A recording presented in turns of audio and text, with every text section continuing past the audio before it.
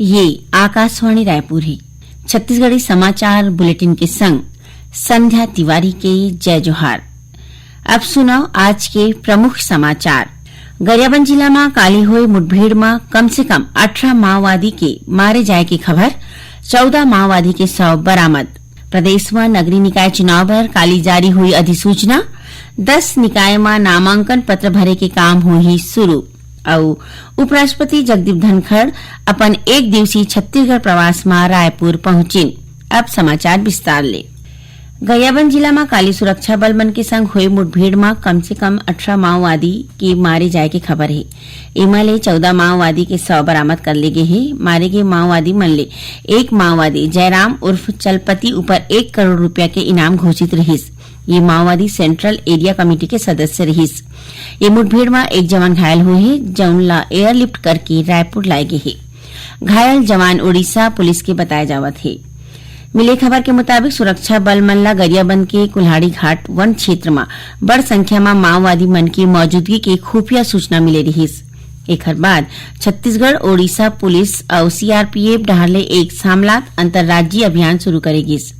ये ऑपरेशन छत्तीसगढ़ के गरियाबंद जिला और ओडिशा के नुआपाड़ा जिला के सीमावर्ती इलाका में चलाएगिस। पाछे 24 घंटा ले सुरक्षा बल और माओवादी मन के बीच रुक रुक के गोलीबारी चलत रहिस। ये दौरान कुल्हाड़ी घाट ले काली संझा 2 महिला माओवादी मन के शव बरामद करे गे रहिस। उन्हें आज बिहनिया घटना स्थल ले 12 और माओवादी मन के शव बरामद करे गे हे। मौका ले सुरक्षा बल मन हा एक सेल्फ लोडिंग राइफल समेत बड़ मात्रा में हथियार, गोला बारूद और आईईडी बरामद करे हे। सुरक्षा बल मन डहार ले इलाका में तलाशी अभियान चलाए जावत है। केंद्रीय गृह मंत्री अमित शाह सुरक्षा बल के ये सफलता में ओमन ला बधाई दीन है। ओमन सोशल मीडिया प्लेटफॉर्म एक्स में लिखे है कि देश में नक्सल अपन आखिरी सांस गिनत है। उन्हें मुख्यमंत्री विष्णुदेव साय कहिन कि सुरक्षा बल मन के जवान मन ला माओवादी मन के खिलाफ मिले सफलता सराहनीय हवय। ओमन कहिन कि राज्य सरकार नक्सलवाद के ताबूत ऊपर आखिरी खिला ठोके के काम करत है। प्रदेश में नगरीय निकाय चुनाव पर काली 22 जनवरी की अधिसूचना जारी करे जाही। एक संग संबंधित जम्मू निकाय में नामांकन पत्र भरे के काम शुरू हो जाही। 28 जनवरी तक नामांकन पत्र भरे जा सकी। नामांकन पत्र के जांच 29 जनवरी के करे जाही। उम्मीदवार मन 31 जनवरी तक नाम वापस ले सकी। मतदान 11 फरवरी के होही। मतगणना और चुनाव परिणाम के घोषणा 15 फरवरी के करे जाही। नगरीय निकाय चुनाव के तहत प्रदेश के 10 नगर पालिक निगम, 49 नगर पालिका परिषद और 114 नगर पंचायत मन में आम चुनाव होही। ये नगर पालिक निगम में जगदलपुर, दुर्ग, राजनांदगांव, धमतरी, रायपुर, बिलासपुर, रायगढ़, कोरबा, अंबिकापुर और चिरमिरी शामिल हवय। उन्हें नगर पालिक निगम भिलाई के वार्ड क्रमांक 24 और 35, नगर पालिक निगम भिलाई चरौदा के वार्ड क्रमांक 32, नगर पालिक निगम रिसाली के वार्ड क्रमांक 34 और नगर पंचायत कोंटा के वार्ड क्रमांक 13 में उपचुनाव घलो कराए जाही। त्रिस्तरीय पंचायत चुनाव के तहत निर्वाचन की अधिसूचना 3 चरण पर एक संग 27 जनवरी के जारी करे जाही। राज्य निर्वाचन आयुक्त अजय सिंह की पगड़ैती में आज रायपुर में राजनीतिक दल के प्रतिनिधि मन के संग बैठक आयोजित करेगी। ये दौरान श्री सिंह जम्मू राजनीतिक दल मन ला प्रदेश में लागू आदर्श आचार संहिता के पालन सुनिश्चित करे के निर्देश दी।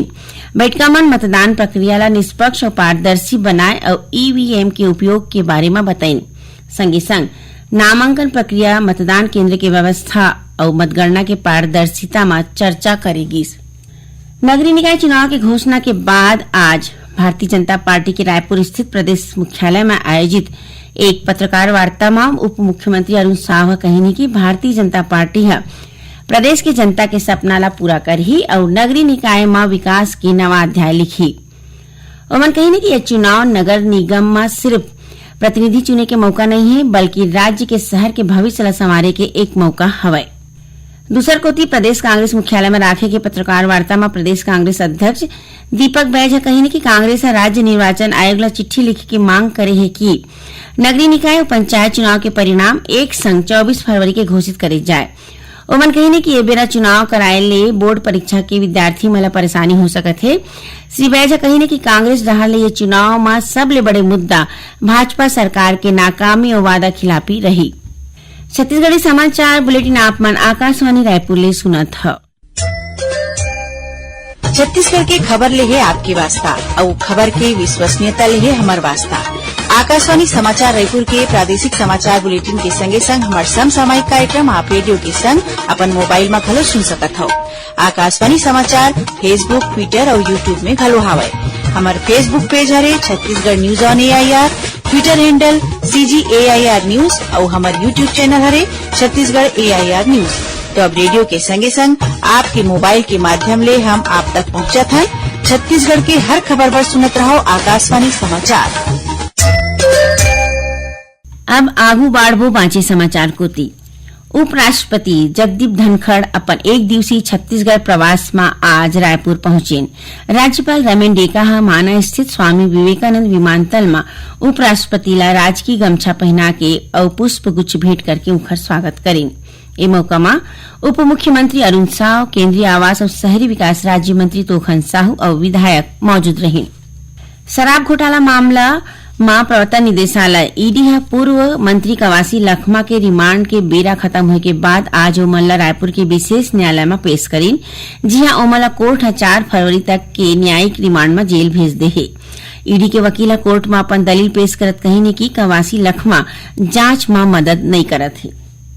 राज्य शासन CGPSC के परीक्षा कंट्रोलर आरती वासनिक और गणवीर के गिरफ्तारी के मंजूरी दे है। राजभवन ले अनुमोदन के बाद सामान्य प्रशासन विभाग CBI ला गिरफ्तारी ले जुड़े चिट्ठी भेजे है।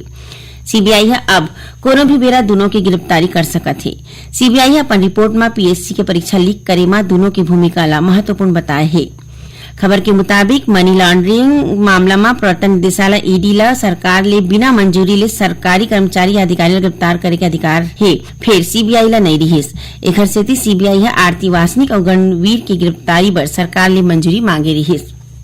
एक इंजीनियर ला बिटकॉइन में निवेश के झांसा देके करीबन 36 लाख रुपया के ठगी करे के आरोप में दुर्ग पुलिस नागपुर ले एक आरोपी ला गिरफ्तार करे है। भिलाई नगर के CSP सत्य प्रकाश तिवारी बताई कि पीड़ित मनखे 5 बछर सितंबर महीना में अपन संग ठगी होए के रिपोर्ट दर्ज कराए रहीस। एमा कहे गे है कि आरोपी तन्मय विनोद कोहड़ बछर 2020 ले 22 तक बिटकॉइन में रकम निवेश करे के नाम में 36 लाख रुपया ले ज्यादा के ठगी करे है। आरोपी के तलाश के दौरान मुखबिर ले सूचना मिलिस कि आरोपी नागपुर में अपन घर में बाहर ले ताला बंद करके अंदर लुका के रहत रहीस। एकरे आधार में पुलिस कार्रवाई करत आरोपी ला गिरफ्तार करे है। उन्हें भिलाई स्टील प्लांट के एक अधिकारी ले शेयर ट्रेडिंग के नाम में 21 लाख ले ज्यादा के ठगी के मामला आगू आए है। पीड़ित शेयर खरीदे बर व्हाट्सएप ग्रुप और फोन में दे गए लिंक में क्लिक करके 1 महीना के भीतर अलग अलग बैंक खाता में 21 लाख रुपया ले ज्यादा की राशि ट्रांसफर करी। खाद्य विभाग की टीम रायपुर रेलवे स्टेशन और भाटागांव बस स्टैंड ले करीबन 5100 किलो नकली पनीर जब्त करे है। खाद्य विभाग के अधिकारी ने बताई कि डालडा, स्किम मिल्क पाउडर और पाम ऑयल मिला के नकली पनीर बनाए गए रहीस।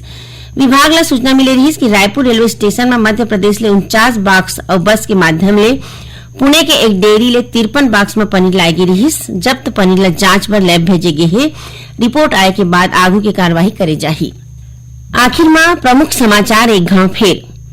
गरियाबंद जिला में काली हुई मुठभेड़ में कम से कम 18 माओवादी के मारे जाए के खबर, 14 माओवादी के 100 बरामद। प्रदेश में नगरीय निकाय चुनाव पर काली जारी हुई अधिसूचना, 10 निकाय में नामांकन पत्र भरे के काम हुई शुरू और उपराष्ट्रपति जगदीप धनखड़ अपन एक दिवसीय छत्तीसगढ़ प्रवास में रायपुर पहुंचे। एक संग छत्तीसगढ़ी समाचार बुलेटिन यही सिरावत है। जय जोहार।